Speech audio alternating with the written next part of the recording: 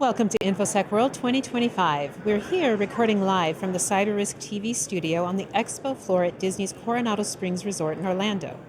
I'm your host, Mandy Logan, and joining me for this interview is Perry Schumacher, Chief Strategy Officer and Partner at Ridge IT Cyber. Welcome, Perry. Thank you. Thanks for having me. I am so very glad you're here. And as we got to briefly touch on before we began recording, I was very intrigued and encouraged by your background precisely because of the non-conventional nature Yes. it has. That is something near and dear to my heart, as I ended up here in a very exceedingly non-traditional way. Yep. And find it to be such a mark of even cybersecurity and defense and offensive strategists, like whenever we have that mental ability to not just pivot, Yeah. I'm going to use the corporate term, not just pivot, Yeah. but to understand that there's a lot that goes into survival, adjustment, preparation, and then being able to actually substantially build what will work long term. Yep. It sounds to me like a lot of your focus has gone into not just what you're doing at the moment, but what will take care of large organizations and even mid-sized organizations. Yeah. Before we get too deep in the technical things, will you tell me like at least 3 key points from your unique trajectory that you pull from, like whether that's from pumping gas in the Amazon, intriguing things in Africa, Yeah. the aeronautical space, like Yeah. tell me. Well, the first thing is be a student. I think that's, when you have a background like mine and you've done so many different varied things, you have to be willing to study.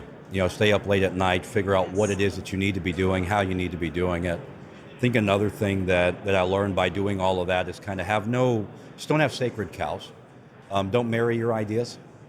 Because it will stop you from being able to study properly. When you're pivoting, a good idea in this sector may be a bad idea in another. And it's just the same idea, right? And based on context is how you actually need to approach a problem. And I think those are probably two of the key things, between doing all the weird things that I've done that kind of stuck with me. And then philosophy is a great guide for life. It very much is. So with philosophy, your mention of that, what is Ridge IT's philosophy when it comes to really supporting mid-sized organizations? Yeah. Well, first off, I like to, when I'm talking with my clients, the idea is you got to have like a target. Like, so what's the goal of cybersecurity? Why are we doing this in the first place? And I like to simplify it because it can get very detailed and complex when you go into the nuance. Everybody has a tool, Zero Trust, Comply to Connect, there's acronyms galore. But at the end of the day, if we're in cybersecurity, we're after 2 key objectives. One is we need to keep the business running. So no ransomware, no interruptions. That's what our job is. 2 is protect the data. So if we can funnel every solution that we look at underneath those 2 primary objectives, things make a lot more sense, right? So it's kind of keeping things simple because they do get complex as to how you go about doing it. Right. But understanding that really is all you're doing kind of can help you simplify your way through that logical path you've got to go to make a decision.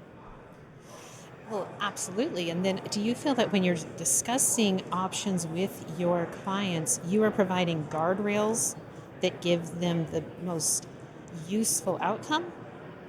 Well, that's always the goal, right? But the reality is that when you're talking to a mid-sized company, there's more than just, I want the best solution out there that can secure me, because that comes with a price tag.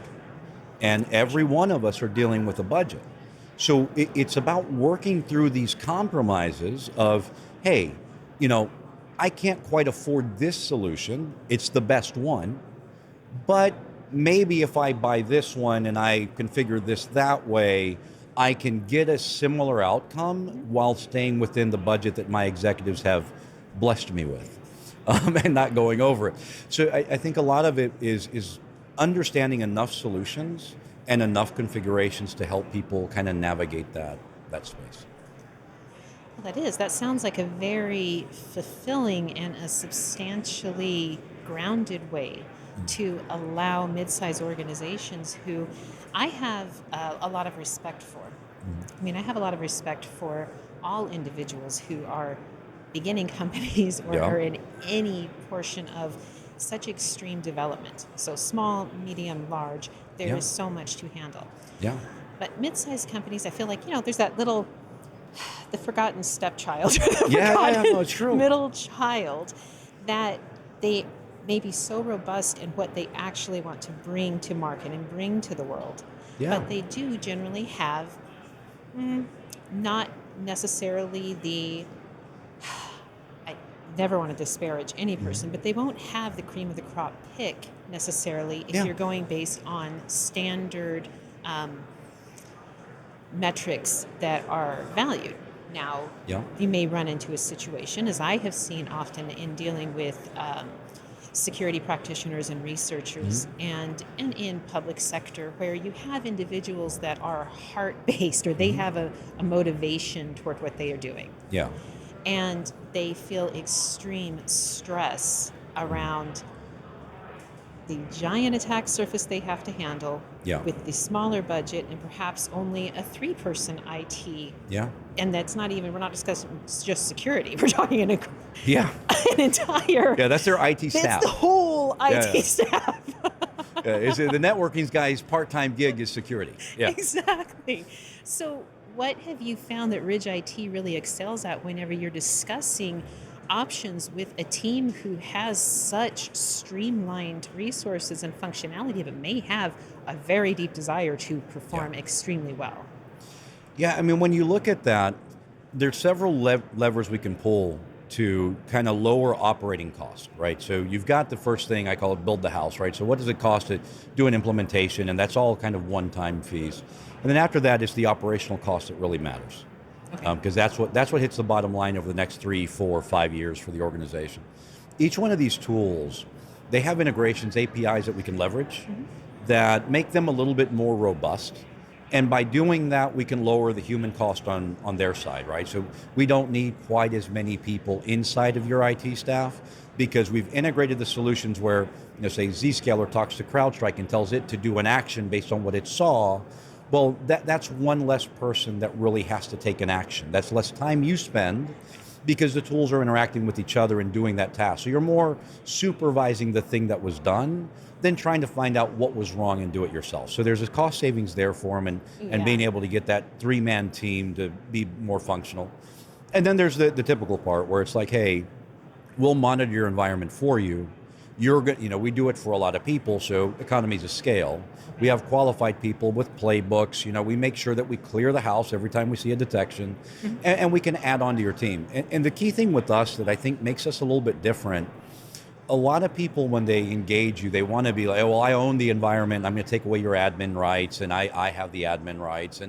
And to me, that never made sense as an entrepreneur myself. If you try to tell me you're going to take control away from me and I'm going to pay you for the privilege, it's just not going to go well, that conversation. So our business doesn't engage in that.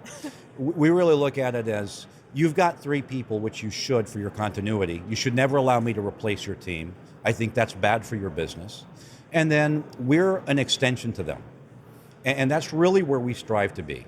We have specialized skill sets that those 3 people have no reason to develop because they're taking care of your ERP, be it SAP or QuickBooks. Right. They're taking care of Salesforce. And the guy learned Salesforce last week. Right. And by learn it, he watched a YouTube video. Absolutely. Right. So he's having to have this breadth of knowledge between those 3 people. And now you've got this one area of cybersecurity that if you fail, it can have significant consequence to your business. He doesn't have the time. So you get the tools, you set it up, get some economy there. You look for a good partner that actually wants to do a value add situation, and you partner there, and you can get that at a cost that most small businesses can find very palatable, right? And that's what we try to do. And so in a few words, what is your passion at Ridge IT that like we do this portion on top of it? This is our bread and butter because we are so good at it. I mean, there's a lot, really. We partner with certain vendors where we have a deep skill set that even the vendors themselves will tell you that we're better at deploying their solutions than they are. Understood. Yeah. So we've really taken pride in selecting just a few of the best in breed, and we built out a team to support each one of those solutions. So if you Yeah. buy something from us, you're like, hey, I want to buy CrowdStrike or something like that. When you call us and need help or advice or something, we actually have the people that will have the answer, that know how to do the deployments, the implementations, the Oh, best nice. practices. You have that all in one place, unlike some vendors, and there's nothing wrong with this, that you buy the solution, and if you call for help, they'll giggle, and they're like, that's really cute, but we sell it, we don't really support it, right? So we support everything that we have, and I think that's kind of, I guess that's our calling card. And we've been doing zero trust since before it became a marketing buzzword. So pre-COVID, we developed a zero trust architecture. During COVID, we got to test how good it actually was. Really? Because during COVID, everybody got budget. Everybody wanted to That's move true. to least privilege access, zero trust, comply to connect, much of the same concepts under different banners, right? And we've seen our solution work over and over again. We're employing it to the government. So I think that's I guess, a specialty from a technical perspective is creating that architecture, that ecosystem for our clients. That's gorgeous. And so during that time with COVID, um, in my own ecosphere, in my brain, what goes on, I think of the mid-sized companies that were faced with such an extremely complex pivot to remote work, Oh, yeah. to cloud storage, to many other things that hadn't been the norm. And Absolutely. they were then stretched not just wide, but Yeah. to the depth and height that no one could have expected. Yeah. And that to me makes, just as a person, we're not even going into the technical details and into GRC and policies and everything else that has to be handled. Were there any particular moments that stick out with mid-sized companies during COVID that you go, wow, we were able to help the human firewall and help their 100%. security? I mean, we get phone calls. During COVID is when a lot of people realize that free VPN doesn't work very well when you try to scale it across the company, right? Absolutely not. Right. So they wake up one morning and they're like, hey, we can't go to the office, but everybody somehow needs to connect. And that free VPN just ain't cutting the work. And so they're desperately calling, like, how can I get something? And if we all remember during COVID, try to go buy hardware. That was fun. It's going to come from China. Oh, great. Excellent. Yeah, on a boat. Okay, yeah. So let's just wait until after COVID, it will arrive. So they couldn't turn to those things. And so with a couple of SASE solutions, and that's when SASE started really growing in the market, right? So we were able to turn people around where they're calling on Friday going, I don't know how we're going to continue running the business. Do you guys have anything? And go, sure, here it is. It's affordable. If you sign this today, by Monday, you're running again. And we did that over and over and over again for hundreds of companies, getting a phone call within 2 to 3 days, getting them up and running and operational with their people working from home. And that was I didn't get to sleep a lot during COVID. It was a very intense time for the company, but we helped a tremendous amount of people when they didn't know what SASE was and how quickly we could deploy this and expand your I don't care that your people are at home. I don't care where they're sitting. It doesn't matter to us. They can go to not the moon. There's no internet there, but short of someplace without internet, you can go anywhere you want. We're going to protect you. You're going to be fine. You're going to be able to get access to your resources. And we did that for a tremendous amount of people. How comforting, and going with the idea that security is an emotion or it's a feeling. Yeah. That is beneficial. Yeah. Now, we have pretty much abundantly used our time. Yeah. And so for our audience, I want to encourage that they look into the keynote that your CEO gave earlier. Absolutely. And I want to mention a few things that we didn't get to. From the keynote, I was curious about the 12-week deployment timeline and what that particularly referenced, so perhaps our audience can contact your company and understand that more. Yeah. And I also understand that is there some kind of technology partnership you have with Gartner? No, we work primarily with Zscaler, CrowdStrike, not with Okay, Gartner. not with Gartner. Okay, and what else in the last 10 seconds that we have, what else would you really like to drive home to the hearts and souls of those people on the front line trying to figure out what to do? Don't lose faith. They'll give you budget eventually. No, when you're looking at security, again, I just like to drive home the first point is when communicating to some executives, we've got to understand the purpose, right? Which again, business continuity. The reason that you have me here as a cybersecurity professional is to make sure that this business continues to run. There's no disruption in operations. And the second reason you have me here is to make sure that all the key data of this company remains secure and within this company at all times. And just really using that as your tool internally to justify why you need things. I think an executive, from my perspective, has a little further understanding of that and kind of going down that talk track and what lies in, and maybe that will be helpful to them. I find it helpful to some of our clients. That makes complete sense. And I'm thinking, too, we didn't get to touch on it, but being able to get the executives to understand that the benefits that come with AI and also the risks in adjusting there. Yeah. That's a whole other topic we need to get to, but Yeah. Thank you so much for your time today, Perry. Well, I appreciate it. So to find out more about Ridge IT Cyber, please visit securityweekly.com/Ridge ISW. Thank you, Perry, for joining us. Now, thank you all for joining us at InfoSec World 2025, and please visit securityweekly.com/ISW for more information. Stick around. We'll be back after a short break with more interviews.